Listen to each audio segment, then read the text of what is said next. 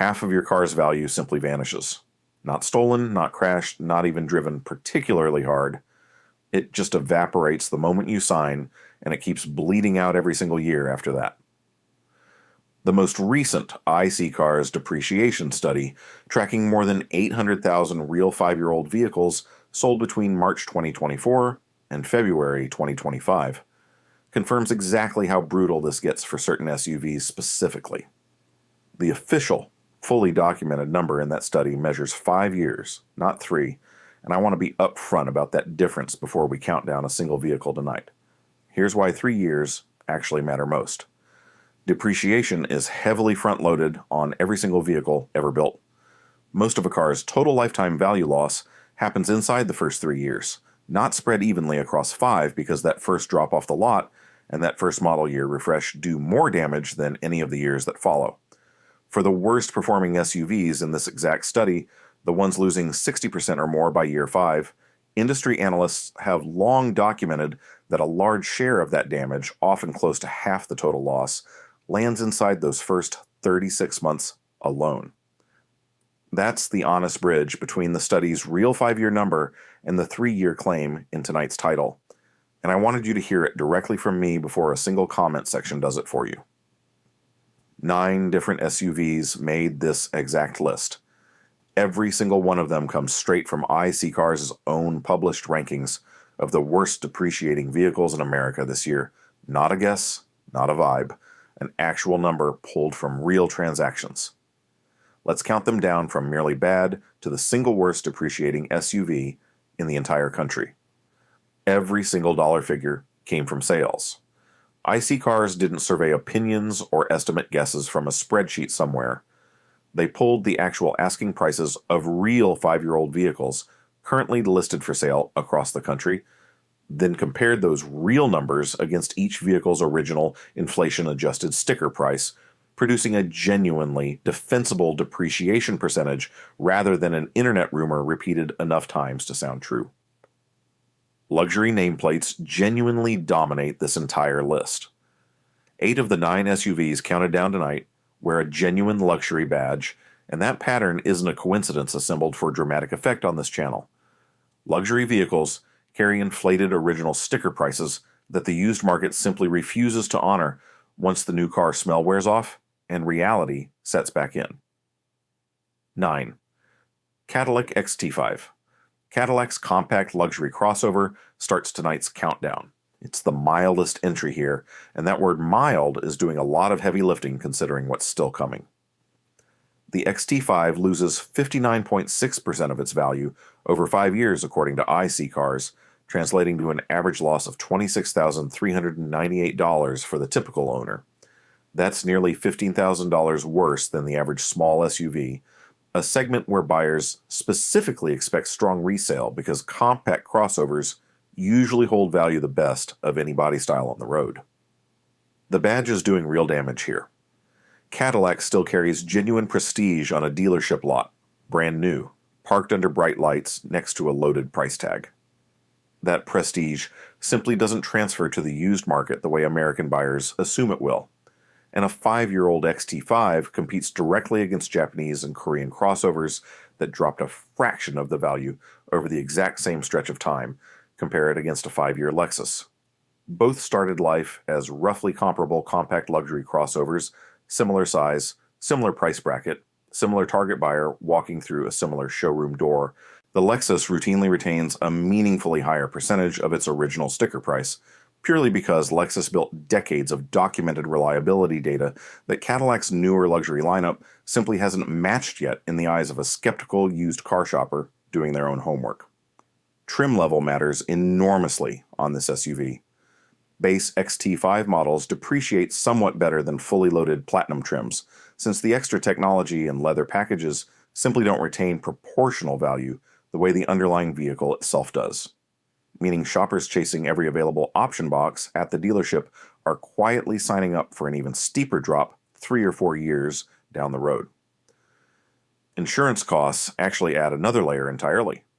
Premiums on a Cadillac routinely run higher than a comparable Lexus or Acura, partly reflecting more expensive parts and repair labor, and that ongoing monthly cost quietly discourages exactly the budget-conscious used buyer who might otherwise have considered a 5-year-old XT5 sitting at a genuinely tempting price point. Cadillac itself keeps launching new nameplates constantly. A shopper browsing Cadillac's current lineup encounters the Lyriq, the Vistic, and an increasingly electrified future lineup, and every fresh announcement quietly pulls attention away from the aging XT5 sitting on a used lot, reinforcing the same pattern that hurt the Nissan Armada and the Infiniti QX80 earlier tonight. 8. Jaguar F-Pace. British luxury comes with a serious catch. The F-Pace, Jaguar's best-selling model by a wide margin, still manages to post one of the worst depreciation rates of any small SUV tracked in the entire study, at 59.8% over 5 years. That works out to $34,113 gone, disappearing from a vehicle that looked genuinely competitive against a BMW X3 or an Audi Q5 the day it left the factory floor. Reliability reputation follows Jaguar into every showroom. Buyers shopping 5-year-old luxury crossovers do real research first. When that research turns up a brand with a documented history of electrical gremlins and expensive repair bills, the resale math collapses fast, and no amount of genuinely gorgeous interior design or British character can fully offset what a nervous used buyer is willing to actually pay. Consumer Reports has flagged Jaguar's reliability scores. Independent surveys consistently place the brand near the bottom of every mainstream luxury ranking, and that reputation compounds specifically at the 5-year mark, right when a factory warranty typically runs out, and every future repair bill lands squarely on the current owner's own credit card instead of the manufacturer's. Jaguar Land Rover shares this exact problem. Both brands under the same parent company post depreciation numbers well above the industry average, suggesting the issue runs deeper than any single model, reaching all the way into shared engineering decisions, shared supplier relationships, and a shared corporate reputation that used buyers have clearly priced into every single listing across both nameplates. Interior electronics genuinely fail more than expected. Touchscreen glitches, sensor malfunctions, and infotainment freezes show up often enough in owner complaints that they've become something of a running joke among British car enthusiasts online, a joke that stops being funny fast once a 5-year-old F-Pace owner is staring down a genuinely expensive diagnostic bill just to figure out what's actually wrong. Warranty length itself sends a subtle signal. Jaguar's own factory coverage has historically lagged behind Korean competitors, offering 10-year powertrain protection, and a shorter warranty window quietly tells a careful used buyer exactly how confident the manufacturer itself actually is in the vehicle's own long-term durability past the first few years of ownership. 7. Nissan Armada. Not every single entry tonight is European. The Nissan Armada, a genuinely capable full-size SUV competing against the Tahoe and the Expedition, posted 60% depreciation over 5 years in the same study, an average loss of $33,914 per vehicle. What makes this one sting is timing, because the Armada finally received a long overdue redesign for the 2025 model year. That specific redesign is exactly the problem. Every single older Armada sitting in a driveway right now got instantly less desirable the moment showrooms filled with a genuinely newer, more modern replacement sitting right next to it. Full-size SUVs depreciate faster than almost any other segment, specifically because buyers cross-shop hard on the latest technology, and an outgoing generation gets punished the second a fresher one arrives. Fleet and rental sales worsen this problem. Full-size SUVs move through corporate and rental fleets in meaningful numbers, and when those fleet vehicles hit auction blocks 3 to 5 years later, they flood the used market with extra supply at exactly the moment private sellers are also trying to unload their own aging Armadas, driving prices down even faster for everyone involved. Nissan's own Patrol actually sells better overseas. The Armada is essentially a rebadged version of that international nameplate, built for American buyers who increasingly favor the Tahoe, the Expedition, or the Sequoia instead, leaving Nissan's full-size entry fighting for a shrinking slice of a market that never fully embraced the badge the way domestic rivals managed to. Fuel economy genuinely hurts resale value too. Full-size body-on-frame SUVs like the Armada return notably worse mileage than the lighter, more efficient competition, and as gas prices climb, that gap becomes a genuine consideration for cost-conscious used buyers, weighing which full-size SUV to actually put their money toward for the next decade of ownership. Dealer inventory levels quietly shape this outcome. Nissan struggled with production and inventory challenges affecting the Armada in recent years, and vehicles that sat unsold longer than intended on dealer lots frequently required larger incentives to actually move, effectively lowering the real-world transaction price new buyers paid and dragging every future resale comparison down along with it. 6. Land Rover Discovery. Land Rover's family hauler carries real baggage. The Discovery posted 60.9% depreciation over 5 years, an average loss of $36,635, putting it solidly among the worst midsize SUVs I see cars tracked in this entire cycle. Land Rover as a brand has spent years fighting a documented reliability reputation that scares away exactly the used buyers who'd otherwise be interested in a genuinely capable, genuinely comfortable family SUV. Complexity is actually the real culprit here. Air suspension systems, advanced four-wheel drive electronics, and a dashboard full of technology all sound impressive on a test drive. Every one of those same systems becomes an expensive potential failure point once the factory warranty expires, and used buyers price that risk aggressively, sometimes more aggressively than the actual failure rate even justifies. Independent mechanics tell a very consistent story. Air suspension compressors and electronic module failures show up often enough that entire aftermarket businesses exist purely to convert failing Land Rover air suspension into simpler coil springs. A genuine industry built specifically around working around a design most owners eventually decide costs more to fix than it's actually worth keeping. Timing chain problems plague certain Discovery years. Specific model years have developed documented reputations for premature timing chain wear, a repair expensive enough on its own to meaningfully influence how a used buyer values the entire vehicle, especially once online forums and owner groups start compiling exactly which model years to avoid and which ones to actually trust. Parts costs genuinely run higher than expected. Land Rover components routinely cost more than equivalent parts from mainstream competitors, partly because dealer networks are smaller, and partly because certain assemblies simply aren't manufactured at the same volume. And that ongoing expense compounds every single year an owner keeps the vehicle past its original factory warranty coverage. Extended warranties barely soften this specific blow. Third-party coverage on a Land Rover routinely costs meaningfully more than equivalent protection on a mainstream SUV, since insurers themselves have priced in the exact same repair risk everyone else already knows about, leaving buyers stuck paying a premium either way, whether that premium shows up as an insurance bill or a surprise repair invoice. 5. Audi Q7. German engineering simply doesn't guarantee resale value. The Audi Q7, a genuinely well-built three-row luxury SUV, still posted 61.6% depreciation over 5 years, an average loss of $37,256 per vehicle sold. That places it solidly inside IC Car's worst 5 midsize SUVs for retained value, right alongside far more troubled nameplates carrying much rougher reputations.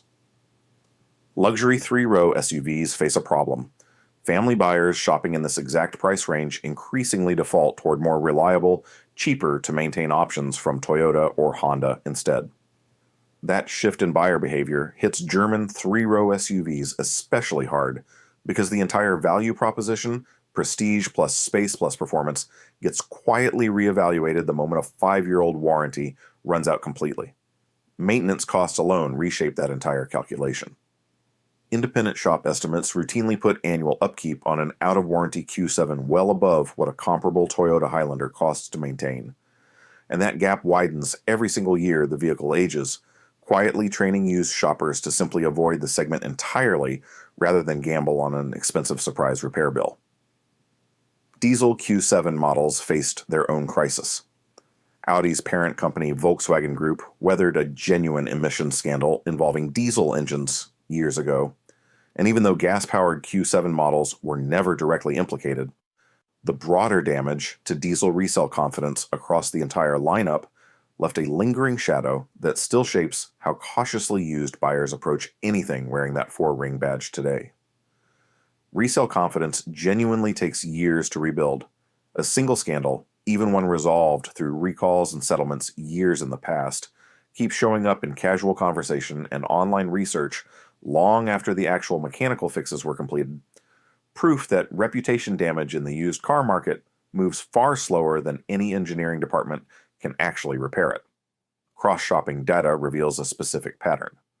Buyers researching a Q7 online overwhelmingly also research the Toyota Highlander, the Kia Telluride, and the Honda Pilot in the exact same browsing session, and every one of those alternatives posts dramatically better 5-year retained value, quietly nudging price-conscious shoppers away from the German badge before they've even set foot on a lot. 4. Cadillac Escalade and Escalade ESV. Now we're crossing into genuinely serious money. The Escalade and its stretched ESV sibling posted 61.8% depreciation over 5 years, an average loss of $54,886, real money by any measure. That's an SUV that stickers well into 6 figures in loaded trims, shedding more value in 5 years than most Americans make in an entire year of work. Depreciation, this severe, genuinely compounds very fast. A $100,000 Escalade doesn't just lose a percentage, it loses tens of thousands of actual dollars almost immediately. And that number only grows once you account for the 84-month loans so many buyers use to actually afford one. Somebody's driving around deeply underwater on this exact truck right now, and the used market barely notices or cares. GM actually sells several full-size SUVs. The Escalade shares its basic platform with the Tahoe and the Suburban, both of which depreciate noticeably slower according to the exact same IC car study, proof that the luxury badge itself, not the underlying mechanical bones everybody's sharing under the sheet metal, is doing almost all of the damage to Cadillac's specific resale numbers here. Loaded trims actually depreciate even faster still. A base Escalade holds value meaningfully better than a fully optioned Platinum or ESV model stacked with every available package, since the used market simply refuses to pay proportionally for options that felt essential on a showroom floor but feel unnecessary the moment a buyer is comparing 5-year-old inventory side by side. Lease returns flood dealer lots in bulk. A meaningful share of new Escalades leave the factory on lease deals rather than traditional purchases. And when those leases end roughly 3 years later, dealerships suddenly receive a wave of nearly identical low-mileage examples, all competing for the exact same pool of shoppers, pushing prices down through simple oversupply rather than any single flaw in the truck itself. 3. Land Rover Range Rover. Here's where the dollar figures turn shocking. The Range Rover, Land Rover's flagship and one of the most recognizable luxury nameplates on Earth, posted 62.9% depreciation, translating to an average loss of $67,858 over 5 years. That's the single largest dollar amount lost by any vehicle in IC Car's entire large SUV category this year, ahead of every other nameplate on the list. $67,000 is genuinely staggering. That's more than the average new car costs in America today, gone from a single vehicle in 5 years. Evaporated the same way water disappears off hot pavement. Buyers walking into a Land Rover showroom rarely think in those terms, focused instead on leather badge prestige and the exact monthly payment sitting in front of them on a finance sheet. Put that number next to a mortgage. $67,000 covers a meaningful down payment on a house in large parts of the country, gone entirely, spent on nothing more than the simple act of a Range Rover aging 5 years in an ordinary driveway with completely ordinary use. Certain specific model years carry worse reputations. Early versions of the current generation Range Rover picked up a documented reputation for electrical gremlins and infotainment glitches, severe enough that some owners reported multiple dealership visits within the first year alone, exactly the kind of pattern that follows a used vehicle through every future resale conversation for the rest of its working life. Owner forums genuinely document the exact pattern. Search any Range Rover ownership community online, and you'll find years of detailed threads cataloging specific complaints, specific fixes, and specific model years to actually trust. An entire crowdsourced body of knowledge that used buyers increasingly consult before ever setting foot on a dealership lot to seriously consider a purchase. Even loyal owners openly admit the trade-off. Range Rover enthusiasts routinely describe the vehicle in the exact same breath as genuinely magical to drive and genuinely terrifying to own. Past the warranty, a split verdict repeated so consistently across owner communities that it's practically become the brand's own unofficial tagline among people who actually live with one every single day. 2. Tesla Model X. Electric vehicles depreciate on their own schedule. The Model X posted 63.4% depreciation over 5 years according to iSeeCars, an average loss of $53,846, and unlike gas-powered SUVs, that drop front loads even harder inside the first 3 years specifically. Battery technology keeps improving fast, and every new model year with better range or faster charging instantly ages the older version sitting in a driveway. Tesla's own repeated price cuts hurt owners. When a manufacturer slashes the price of a brand new vehicle, every single used example of that same model loses value overnight to match, a phenomenon traditional automakers rarely inflict on their own existing customers this aggressively.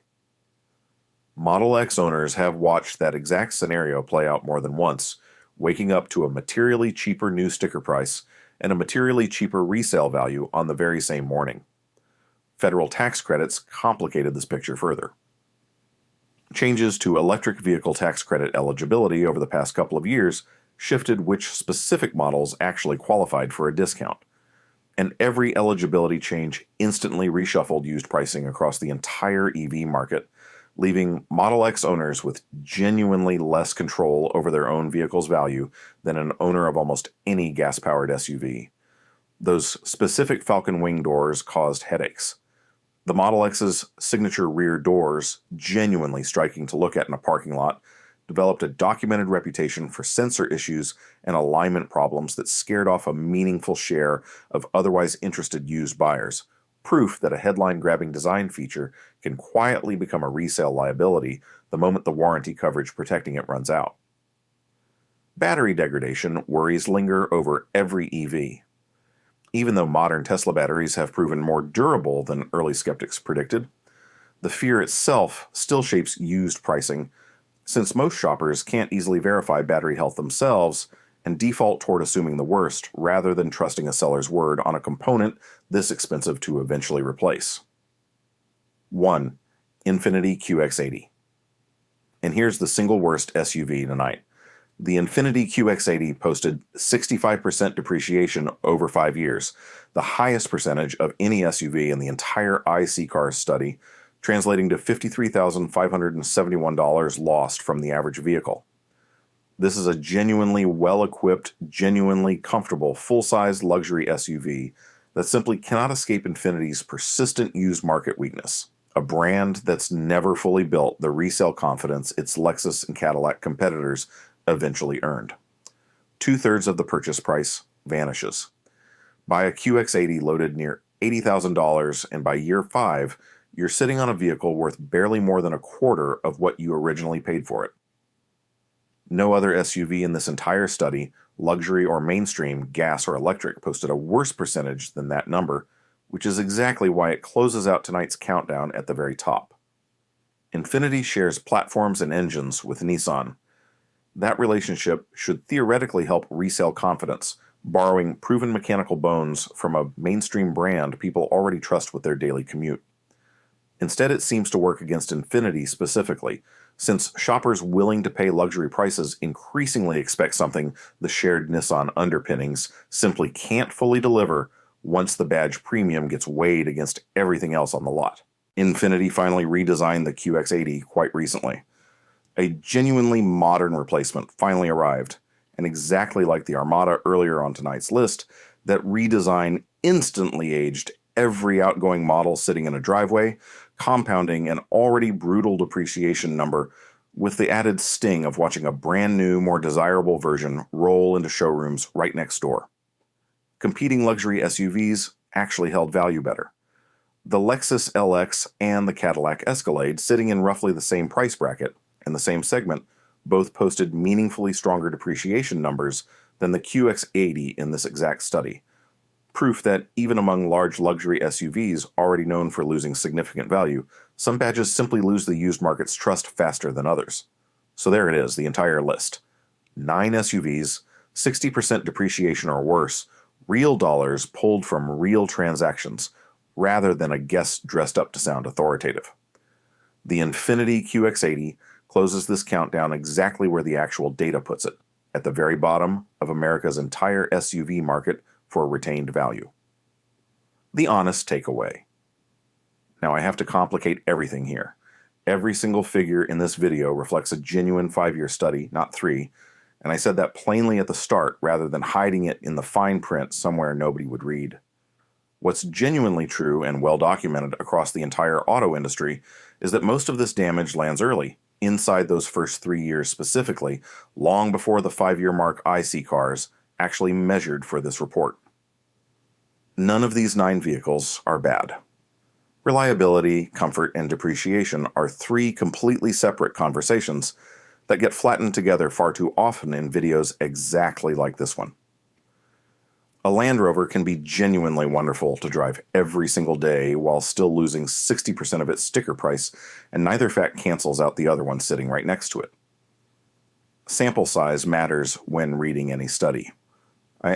I see cars pulled real transactions rather than tiny handfuls of anecdotes, but individual vehicle history, mileage, condition, and even the specific region a car sold in can shift any single sale meaningfully away from the average reported for its entire model, which is exactly why a percentage on a chart should guide your research rather than replace it entirely.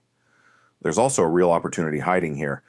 Every vehicle on this list becomes a genuinely excellent used purchase for exactly the buyer willing to let someone else absorb that brutal first drop. A 3-year-old Range Rover selling for a fraction of its original sticker is either a terrible investment or a fantastic bargain, and which one it actually becomes depends entirely on whether you're the person selling it or the patient person buying it next. Regional differences actually matter more than expected. Depreciation percentages shift based on climate, local demand, and even gas prices, meaning a QX80 in a state where large SUVs stay popular might genuinely hold value better than the national average suggests, while the same truck sitting in a market flooded with competing luxury inventory could easily depreciate even faster than the number reported here tonight. Ask yourself one honest question before buying. Are you the kind of owner who trades in every 3 years chasing the newest model? Or are you someone who keeps a vehicle a decade and rides that depreciation curve all the way out to the flat part most videos never bother to show you?